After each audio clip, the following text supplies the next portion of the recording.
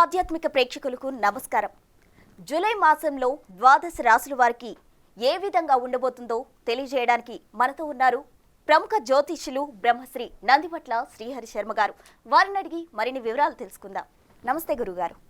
వాగర్థావివ సంపృక్తౌ వాగర్థ ప్రతిపత్తయే జగతః పితరౌ వందే పార్వతీ పరమేశ్వరౌ. సదాశివసమారంభాం శంకరాచార్య మధ్యమాం అస్మదాచార్య పర్యంతం వందే గురుపరంపరాం. ఆదిత్యాయ చ సోమాయ మంగళాయ బుధాయ చ గురుశుక్ర శనిభ్యశ్చ రాహవే కేతవే నమః. శృంగేరి పీఠాధిపతులు కంచి పీఠాధిపతులకి నమస్కారాలు తెలియచేసుకుంటూ కార్యక్రమాన్ని ప్రారంభిద్దాం. గురువుగారు, మేషరాశి వారికి ఈ జూలై మాసంలో ఏ విధంగా ఉండబోతుందో వివరిస్తారా?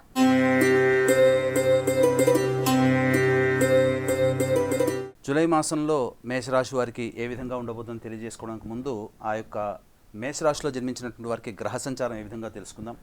గ్రహ సంచారం ద్వితీయ స్థానంలో గురువు, వ్యయ స్థానంలో రాహు, షష్టమ స్థానంలో కేతు యొక్క సంచారం.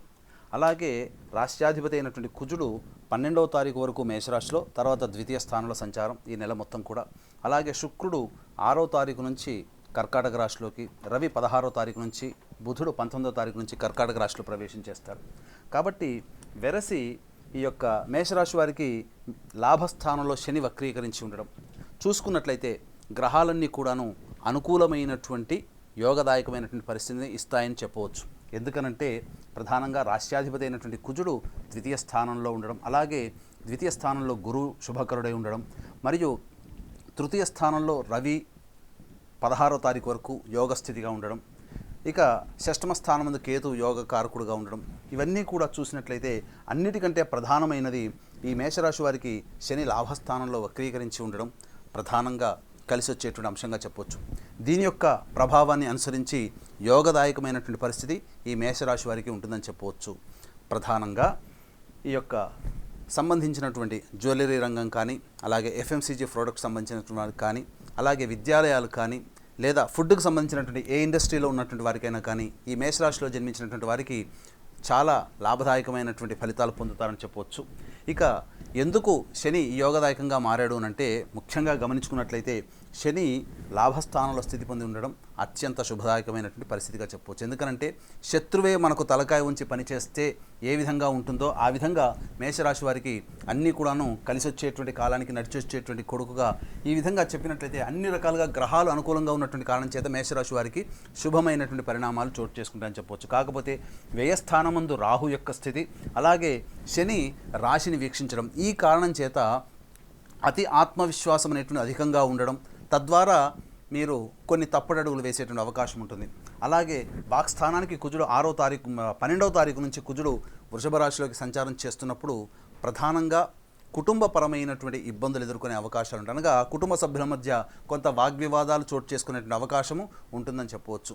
అలాగే మీ యొక్క వాక్కుని అదుపులో ఉంచుకున్నట్లయితే అన్ని రకాలుగా ఈ మేషరాశి వారికి జూలై మాసంలో ఆనందదాయకమైనటువంటి ఫలితాలు పొందుతారని చెప్పవచ్చు.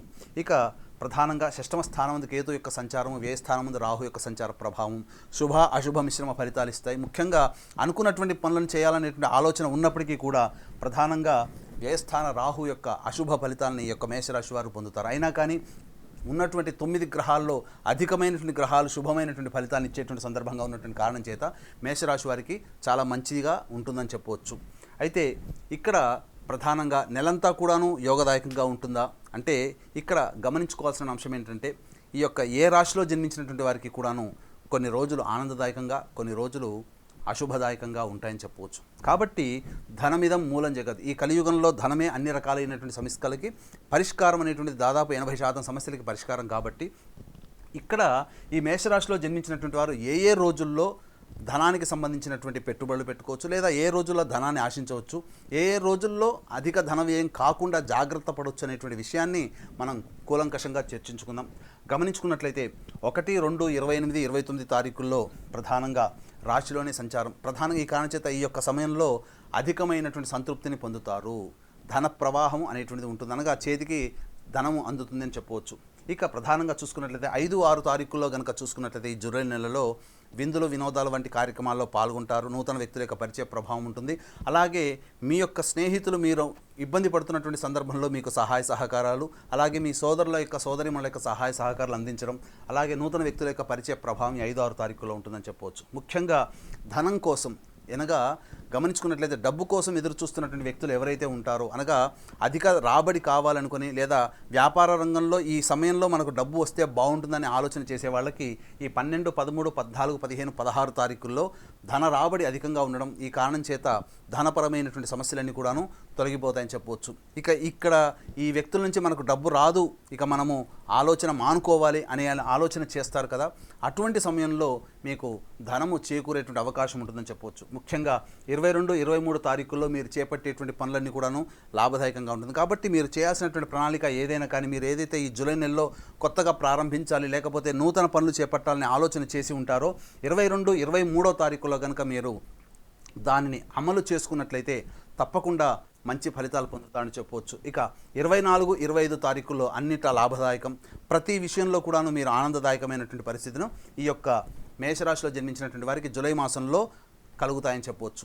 అయితే ఇప్పటివరకు మనం మంచి జరిగేటువంటి తేదీలు మనం చెప్పుకున్నాం జూలై మాసంలో. అలాగే చెడు జరిగేటువంటి సంఘటనలు, దాని నుంచి ఎలా బయటపడాలనేటువంటి విషయం కూడా మనం తెలుసుకుందాం. ముఖ్యంగా ఏ రోజుల్లో జాగ్రత్తలు పాటించాలి, ధనపరమైనటువంటి విషయాలు కావచ్చు, కుటుంబపరమైనటువంటి విషయాలు కావచ్చు. అలాగే ముఖ్యంగా మీరు ఏదైనా పని అనుకున్నప్పుడు ఆ పని కొన్ని సంఘటనల వల్ల మనకు వ్యతిరేకమైనటువంటి ఫలితాలు వస్తాయి. కాబట్టి ఏ సమయంలో మనం పనులు చేపట్టకూడదు అనేటువంటి విషయాన్ని మనం ఈ యొక్క జూలై మాసంలో మేషరాశిలో జన్మించిన వారికి తెలుసుకుందాం. ముఖ్యంగా 3, 4, 30, 31 తారీఖుల్లో ధన వ్యయం అధికంగా ఉంటుంది. మీకు కుటుంబ సభ్యుల వల్ల కలహములు కానీ లేకపోతే తెలిసినటువంటి వారితో వాగ్వివాదాలు చోటు చేసుకోవడం కానీ ఈ 3, 4, 30, 31 తారీఖుల్లో ఉంటుందని చెప్పొచ్చు. ఇక 7, 8, 9 తారీఖుల్లో ప్రధానంగా మీరు వాహనాన్ని నడిపేటప్పుడు జాగ్రత్తలు పాటించాలి. పరధ్యాసగా ఉండి ఏదో ఆలోచిస్తూ మీరు ఆ సమయం గడిపేటువంటి అవకాశం ఉంటుంది. ఇక 10, 11 తారీఖుల్లో మీరు ఏదైతే ఆలోచనలు చేస్తారో అమలుకి సాధ్యం కానటువంటి విధంగా మీ యొక్క మనసు గోచరమవుతుంది. ఒక ఆందోళనకరమైనటువంటి పరిస్థితుల్లో ఈ 10, 11 తారీఖుల్లో ఉంటారని చెప్పవచ్చు. ఇక 17వ తారీఖు, 18వ తారీఖు, 26వ తారీఖు, 27వ తారీఖుల్లో అధిక ధన వ్యయం అయ్యేటువంటి అవకాశాలు ఈ మేషరాశిలో జన్మించిన వారికి జూలై మాసంలో ఉంటుంది. కాబట్టి జాగ్రత్తలు పాటించండి. ఈ 17, 18, 26, 27 తారీఖుల్లో మీరు ఎటువంటి ధనానికి సంబంధించినటువంటి పనులు చేపట్టకూడదు, అంటే ఖర్చు అయ్యేటువంటి పనులని మీరు చేసుకోకూడదు. కాబట్టి మానసికమైనటువంటి ప్రశాంతత లోపిస్తుంది, ఎక్కువగా ఆందోళనతో కలిగి ఉంటారు. కాబట్టి జాగ్రత్తలు పాటించండి. ఇక 19, 20, 21 తారీఖుల్లో ప్రధానంగా గమనించాల్సిన అంశం ఏంటంటే సంతానంతో విరోధములు వచ్చేటువంటి అవకాశం ఉంటుంది. కావున సంతానంతో వాగ్వివాదాలు చేసుకోకూడదు. అలాగే సంతానపరమైనటువంటి చిక్కులు ఎదురవుతాయి. ముఖ్యంగా వివాహమై సంతానం కోసం ఎదురు చూసేటువంటి దంపతులు ఈ 19, 20, 21 తారీఖుల్లో సంతాన సంబంధించినటువంటి ప్రయత్నాలు మానుకోండి. ఎందుకనంటే ఆ సమయంలో ఏర్పడినటువంటి గర్భధారణ ప్రభావం వలన మీకు శత్రువుగా మారేటువంటి సంతానం కలిగే అవకాశం ఉంటుంది. కాబట్టి జాగ్రత్తలు పాటించండి. ఇక అన్నిటికంటే ప్రధానంగా చెప్పినటువంటి విధంగా చూసుకున్నట్లయితే ఈ యొక్క మేషరాశిలో జన్మించినటువంటి వారికి 12, 13, 14, 15, 16 తారీఖుల్లో చక్కటి లాభదాయకమైనటువంటి పరిస్థితి ఉంటుందని చెప్పవచ్చు.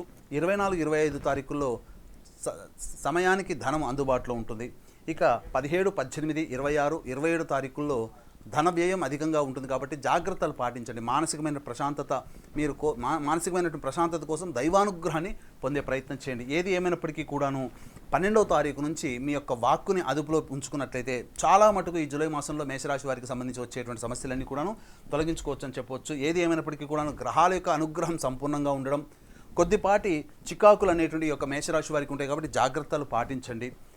అన్ని రకాలుగా యోగదాయకంగా ఉంటుందని చెప్పవచ్చు. ఏది ఏమైనప్పటికీ కూడా మానవ సంకల్పం కంటే దైవ సంకల్పం కూడా అధికంగా ఉంటుంది. కాబట్టి దైవానుగ్రహం కోసం పరితపించాలి. ప్రతి మానవుడికి కూడాను దైవానుగ్రహం అనేటువంటిది కావాలి. కాబట్టి దైవ అనుగ్రహం కోసం మీరు చేసేటువంటి ప్రయత్నాలు కూడా చేసుకోవచ్చు. అనగా ఎలాంటి పరిహారాలు పాటించాలో తెలుసుకుందాం. ఈ నెల 21వ తారీఖు రోజున గురు పౌర్ణమి. కాబట్టి కాళహస్తి క్షేత్రంలో గురు పౌర్ణమి సందర్భంగా మా పీఠమాధ్వర్యంలో దక్షిణామూర్తి మరియు సరస్వతి హోమాలు విద్యార్థుల కోసం ప్రత్యేకించి, అలాగే వివాహము, ఉద్యోగము, సంతానము, అనారోగ్య సమస్యల నివారణకు సంబంధించి 18 రకాల హోమాదులతో పాటు రాహుకేతుల పూజ మరియు వృషభ, మిథున, కర్కాటక, సింహతుల, వృశ్చిక, మకర, కుంభమీన రాశిలో జన్మించినటువంటి వారికి దోష పరిహారార్థమై శనీశ్వర హోమం, అఘోర పాశుపతి మంత్ర హోమాలు గురు పౌర్ణమి సందర్భంగా మా పీఠం ఆధ్వర్యంలో జరుగుతాయి. గురువుగారు, మేషరాశిలో జన్మించిన వారికి సమస్యలు వచ్చినప్పుడు ఎటువంటి పరిహారం చేయాలో వివరిస్తారా?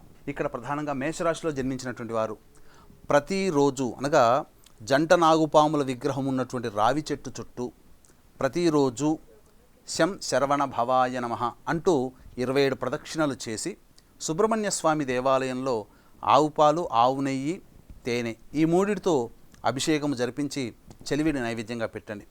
ఇక ప్రతిరోజు కూడా మానసాదేవి స్తోత్రాన్ని మీరు 8 మార్లు పఠించండి. ఈ విధంగా ఒక 11 రోజుల పాటు, జూలై మాసం ప్రారంభమైనప్పటి నుంచి ఎప్పుడైనా కానీ మీ యొక్క మంచి రోజు చూసుకొని 11 రోజుల పాటు చేయండి.